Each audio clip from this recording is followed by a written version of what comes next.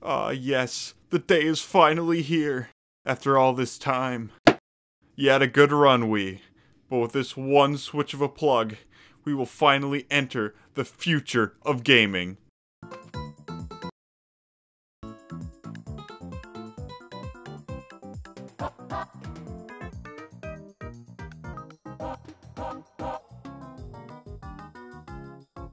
Thank you so much for giving me your money.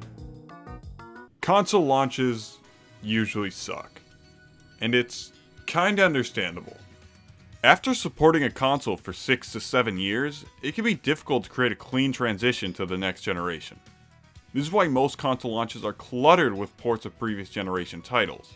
It's usually up to the console developers themselves to start off strong and show off the power of their new hardware. For most consoles, this means showing off the enhanced graphics and processing power. After all, who would want their PS3 when it can't even run knack? However, in 2006, when Nintendo launched the Wii, they wanted to show off how their console could present an entirely new way to approach games as a whole. The Wii accomplished this by introducing the world to motion controls and broken TVs through Wii Sports. Wii Sports pretty much single-handedly sent Wiis flying off the shelves, and led not only to a strong launch for the console, but some awesome and disgusting motion control implementation going forward. With how successful this approach worked for the Wii, it's no surprise that Nintendo tried to replicate it with the Wii U. The Wii U's whole shtick was that it was a dual-screen experience, providing the player with multiple ways to view a game at the same time. Remember when your little brother broke your Nintendo DS in half? Well, now it's a console. But to truly sell the public on the Wii U, they needed a game that could demonstrate the potential of the new playstyle, the way Wii Sports did for the Wii. This led to the creation of Nintendo Land, which was the pack-in title for the Wii U. Kinda. Nintendo Land was packed in with the deluxe Wii U bundle, while the standard model excluded it and was $50 cheaper. Not a bad idea overall, but I don't think I've ever seen anyone with a standard Wii U. Then again, I've rarely seen anyone with a Wii U. There was quite a lot of pressure put on this game, as few other launch titles for the Wii U really utilized the Gamepad. Nintendo Land had to almost single-handedly justify the existence of the Gamepad. So, did it succeed? Let's find out.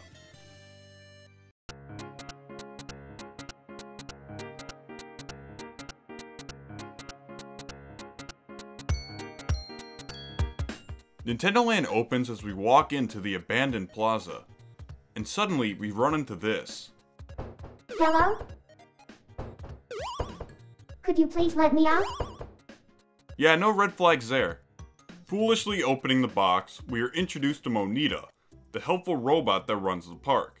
She welcomes us to Nintendo Land, and asks that we go on a quick tutorial before exploring the park. I am not a fan of tutorials, but it beats signing a sketchy waiver. We look around with the Gamepad's gyro controls, making the TV view more wobbly than the ice climbers. Then we learn how to control our Mii. You jump with the ZR button and move with the left stick. Oh, thank God for the Gamepad. After this quick tutorial, Monita brings us to Nintendo Land Tower, where she unveils Nintendo Land's 12 attractions. Then she pretty much tells us to go nuts, giving us complete freedom to explore the park from here on out. Nintendo Land's attractions are split into 3 categories: competitive, team, and solo. Let's start with the competitive attractions, because I don't want to keep my friends waiting. Starting off, we have Mario Chase. The Gamepad player takes the role of Mario, and the other 1 to 4 players will be turned into fungi. Mario's goal is to evade capture until time's up, while the Toads need to work together to track down Mario and tackle him. Apparently Peach had Mario chipped, so all the Toads have a handy display telling them how far they are from Mario's location. Of course, being outnumbered puts Mario at a huge disadvantage. This is where the Gamepad comes into play, supplying Mario with a very important tool, an overview map. So while the Toads need to wander around in search of Mario, Mario himself will have a view of all players at all times, allowing him to plan out routes to escape. Once each match, a star will appear at the center of the stage. This will grant Mario extra speed and invincibility for a brief period of time. But getting it requires Mario to not only reveal his location, but to move to the most dangerous location on the map. It's totally worth it though. Overall, Mario Chase is a very simple attraction, which probably makes it one of the easiest games to pick up and play straight out of the package. But it also adds just enough strategic elements across its 3 stages to make it interesting. Second, as always, is Luigi with Luigi's Ghost Mansion. The TV players are plumbers, and the gamepad player lets go of their physical form. All players are dropped into the mansion, but soon the ghosts will disappear, now only being visible on the gamepad. From then on, it's a game of cat and mouse, seeing which side can take out the other first. The ghost needs to catch all the plumbers, and the plumbers need to drain the ghost's health by stunning them with their flashlights. When the ghost draws near, a player's Wii remote will begin to rumble. This may tempt you to use your flashlight, but you need to conserve your battery, because if it runs out, you'll have no way of defending yourself until you find a new one. The charge of the flashlight can also be used to revive fallen comrades, but reviving other players can leave you incredibly vulnerable. The dynamic here is great, creating suspense and tension in a game that looks like this. There's 5 stages in total, each bringing their own gimmick into the formula, like these conveyor belts or these rumbling statues. So many fun ways to die. Rounding off the competitive attractions is Animal Crossing Sweet Day. The mayor has declared candy illegal, which is kind of an issue because it literally grows on trees. The TV players are villagers and will be on the run collecting as much candy as possible, all the while being chased down by the gamepad player, who controls not 1, but 2 gatekeepers. Each analog stick controls 1 gatekeeper, and you'll need to use both to corner the other players. While avoiding the law, the villagers need to eat a specified candy total. They gather candies from the trees by standing on these buttons. Smaller trees can be activated by a single player, while larger trees will require accomplices. The more candy a villager eats, the slower they become, making them more vulnerable. However, they can drop candies to speed back up. If villagers are caught on 3 occasions, they'll lose, so you'll need to hedge your bets if you choose to live with a big head. Sweet Day has 2 stages. Could you tell the difference? Because I sure couldn't. This attraction falls in the middle. It's simpler than Luigi's Ghost Mansion, but is more complicated than Mario Chase. If it wasn't so lacking in stages, I'd say it was probably the best of the 3.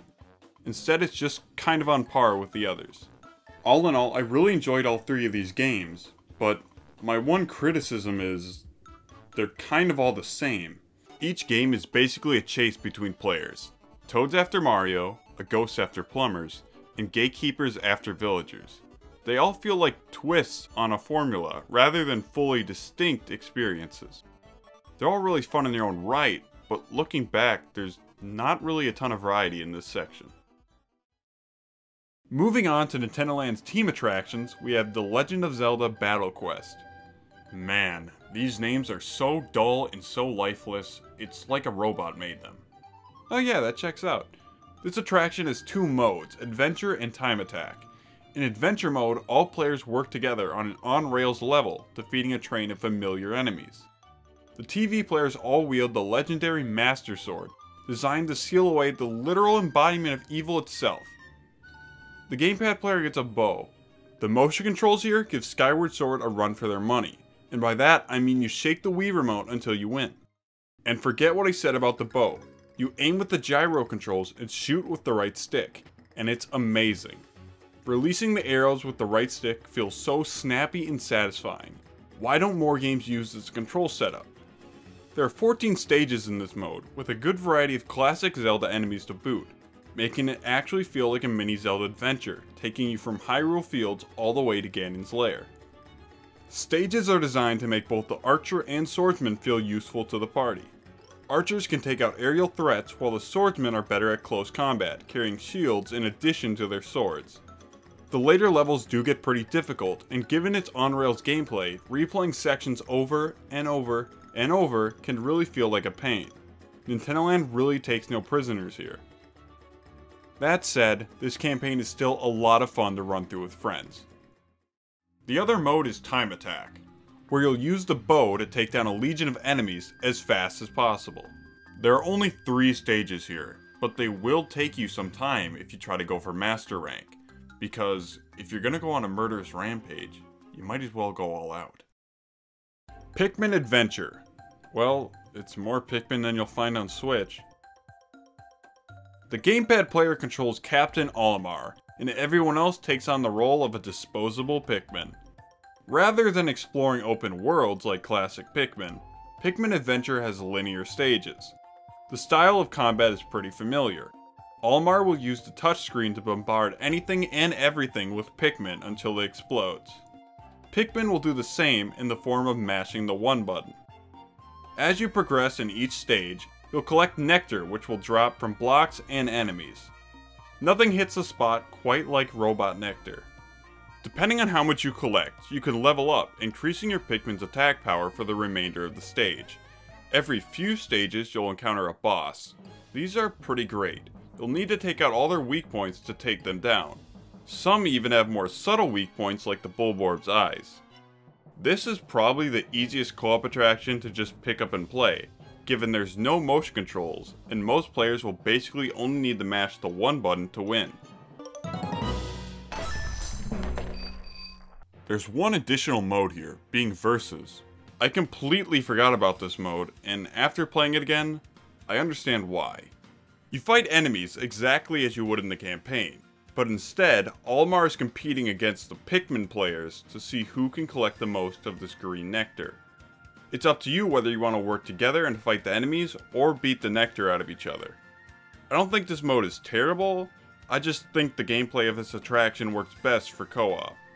If you want to play Pikmin and make your friends hate you, just play Pikmin 3's Bingo Battle. Oh, also, if the Bulborbs eat you, they'll turn you into... Just, thought that was worth mentioning. Next, we have Metroid Blast. This attraction equips all players with Samus's signature Various suit, and the Gamepad player helms her gunship. I'll tell you right now, one of these is better than the other.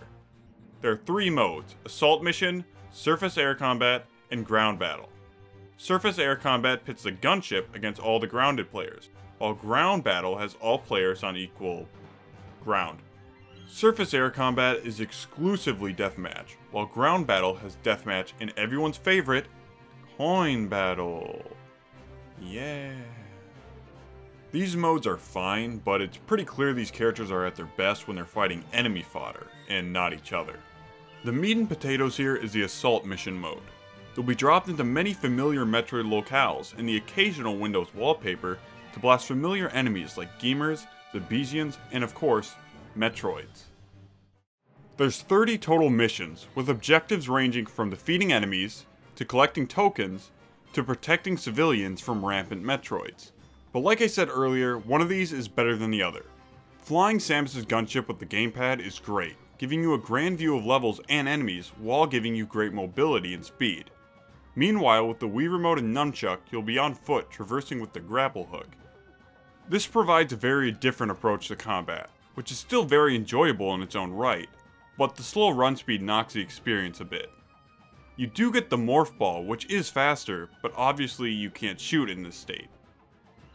Instead, the fastest method of travel is just grappling to the gunship, which kinda speaks to the gunship just being better overall.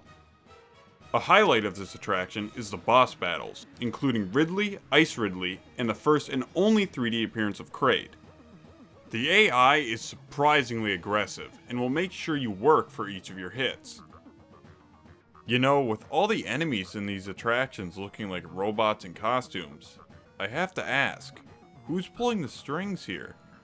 Oh, I guess Monita has been trying to kill us all this time. These waivers suddenly make more sense. Oh, my bad. This is actually Dark Monita. Yeah, I'm not buying it. These campaigns are easily the most content-packed attractions in the game, often feeling like their own mini-adventure titles. Unlike what I said about the competitive attractions, these campaigns all employ completely distinct playstyles. They aren't super replayable, but that's definitely not their role to play in Nintendo Land's overall package. Finally, we have the single-player attractions. First is Yoshi's Fruit Cart. For this game, you'll need the WiiU stylus. For this game, you'll need a finger. You're tasked with collecting all the fruits while guiding Yoshi to these doors. The fruits are only visible on the TV, so you'll need to use references such as the floor patterns to determine where to guide Yoshi. If you miss a fruit, the doors won't open and Yoshi will suffer head trauma. You'll need to plan out an optimal path too, cause Yoshi's energy bar can deplete before he makes it to the goal. I got my fill of this game pretty fast. It's a neat concept, but drawing lines in the gamepad is not at all engaging. One redeemable aspect about this game though is the mystery doors. These can send you many stages forward, allowing veteran players to skip easier stages and get right into the challenging ones. And they do get pretty challenging, requiring fruit to be acquired in a specific order, having moving enemies, and even power-ups. There's a good amount here for those that are interested. This one just wasn't for me personally. Yoshi, look out!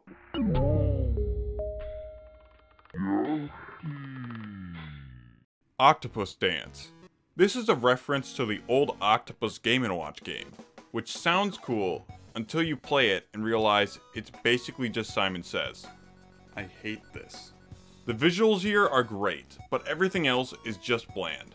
Many of Nintendo Land's attractions are loosely based on their respective IPs, but Octopus Dance literally just feels like they slapped the Game & Watch brand on a bare-bones minigame. You switch between the gamepad and TV view to replicate the diver's dance. Use the analogs to swing your arms, shake the gamepad to jump, and rotate the gamepad to turn your body. That's about it. Octopus Dance is that theme park attraction you see with no wait times, and then you find out why.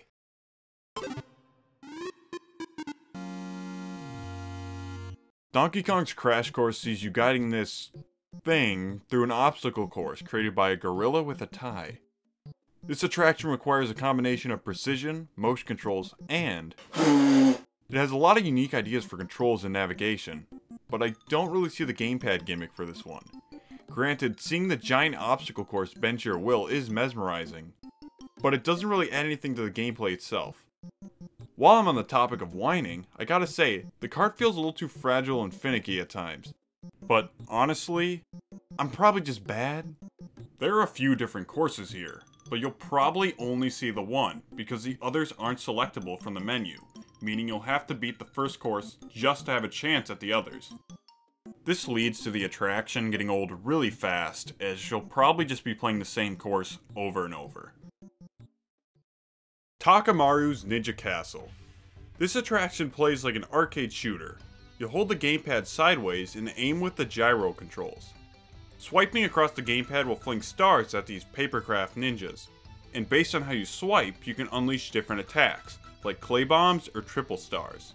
You'll also need to replenish your ammo by swinging the gamepad upright, or side right, I guess. As you progress, you'll encounter several different ninja types distinguished by color.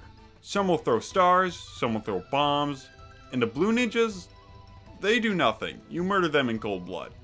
After each stage, you'll get a rundown of how many ninjas you let escape, which can really entice you to try again. After all, there can be no survivors. Out of the single-player attractions, this might be the coolest gamepad integration. I also have to give Nintendo credit for referencing such an obscure IP of theirs, and then never touching it again. Huh. Balloon Trip Breeze is a reimagining of Balloon Trip from the original Balloon Fight. You'll use your finger to push your balloon fighter from island to island, avoiding obstacles while collecting balloons. Spikes and enemies can be destroyed with the touchscreen, but if you focus too heavily on the obstacles, you'll leave yourself at the mercy of the breeze. Occasionally, you'll be asked to deliver a package, and just like real life, it will always be lost in transit. You'll have 2 balloons for each level. If they both pop, you'll lose one of your 3 lives. The time of day will also change for each stage, usually adding some sort of gimmick. I found myself more interested in seeing how many days in I could get rather than any sort of high score, though you can get extra lives if you score high enough. After a while, I think I figured this game out. The trick is to lay low, out of the way of the obstacles, and Captain Falcon's Twister Race. See, F-Zero fans, Nintendo didn't forget about you. You race down winding tracks, avoiding obstacles, trying to pass through the gates before the time runs out. You control the game by twisting the gamepad like an idiot. Needless to say, I'm pretty good at this one. There are 24 total levels, each throwing more and more in your way. The obstacles are annoying as intended, but these bombs are the absolute worst, as a single collision will end your entire run. If you manage to avoid all the obstacles and hit the boost pads, you can actually go pretty fast. The gamepad gives you an overview of the track, but this felt kind of pointless. I assume they wanted you to use different views to avoid hazards, but when you're moving at high speeds, switching your view is less than optimal. That said, controlling the blue Falcon with the gamepad is actually a lot of fun and feels really good even if it looks awkward and goofy. In fact, this is probably my favorite of the single player attractions, but I don't know if that's much of an accomplishment. Most of these single player games are underwhelming. Ninja Castle and Twister Race are the only ones I'd say have much for replay value. The other four all feel like something you'll probably try once or twice, and then never play again. Some get repetitive really fast, and a lot of them have very uninteresting use of the gamepad. If you're looking for the best single player experience Nintendo Land can offer, I'd honestly just recommend playing the campaigns in solo mode. Metroid Blast in particular is probably just as fun in solo as it is in co-op. So besides the attractions, what else does Nintendo Land have to offer? Well, every game you play nets you coins, and these can be used at Nintendo Land's very own pachinko machine. Konami is shaking in their boots. To clear a screen, you'll need to hit all the targets by dropping coins. As you clear more screens, you'll get more Nintendo-themed props around your park. These range from statues, to music, to the apocalypse. Additionally, each attraction has trophies and a set of challenges to complete for stamps. Some of these are very easy, some are difficult, some want me to play Octopus Dance again, rendering them impossible. Don't let the stamp name fool you though, these aren't like the Miiverse stamps in 3D World or Mario Kart. These are essentially check marks for your save file, nothing more. The final mode is Attraction Tour, which can be accessed from the Nintendo Land train or the menu. I won't judge. You and your friends will take turns selecting attractions, competing in a tournament-style competition to determine who's the master of bulky plastic. This is a pretty fun party mode, acting as a quick way to jump through all of Nintendo Land's content. The inclusion of the single-player attractions does feel odd since it forces other players to spectate, and just generally grinds the pace to a halt. However, since players can choose the attractions, they can be avoided most of the time. I never played this mode much personally, but I can still see the appeal here. Although all the attractions range pretty drastically in quality, content, and replayability, it has to be stated that Nintendo Land has a ton of style and charm. Every attraction is stuffed to the brim with creative visual flair, from the costumes, to the enemies, to even the level backdrops themselves. All of this creates such an immersive atmosphere that captures the fun and excitement of a real-life theme park, and that is without a doubt Nintendo Land's greatest accomplishment. And that's Nintendo Land. Did it replicate the success of Wii Sports and jumpstart a successful console? Well, no, but I don't think it's fair to hold any game to that standard. Wii Sports just had wider appeal both in its innovation and premise. When you see a name like Wii Baseball, you know what you're in for. When you see a name like Octopus Dance, you feel the need to delete your internet history. But, if we're comparing the games in terms of the actual content in them, well, Nintendo Land kinda knocks Wii Sports out of the park. Nintendo Land was meant to show off the potential of the Wii U gamepad, and in that respect, I think it succeeded. In my opinion, this is one of the best couch co-op games Nintendo has ever released. It's no Mario Kart or Smash Bros, but it has so much personality and so many ideas that haven't been explored anywhere else. I think so many people would have loved this game if they had the chance to try it. But it's so heavily anchored to the sunken ship of the Wii U, and unlike so many other games that can be retooled and ported to Switch, Nintendo Land is so reliant on the Wii U's hardware that we'll probably never see it again. Unless, Nintendo write this down, re-release the multiplayer attractions as local multiplayer titles on the eShop. Everyone has their own Switch, everyone has their own screen, therefore recreating all these games as they are meant to be played. I get Nintendo Land back, and Nintendo gets a few of my Lincolns. It's a win-win. Regardless of Nintendo Land's fate, I really hope Nintendo keeps it up with these experimental launch titles. It's kinda nice to have something at launch that you can pick up and play with just about anyone.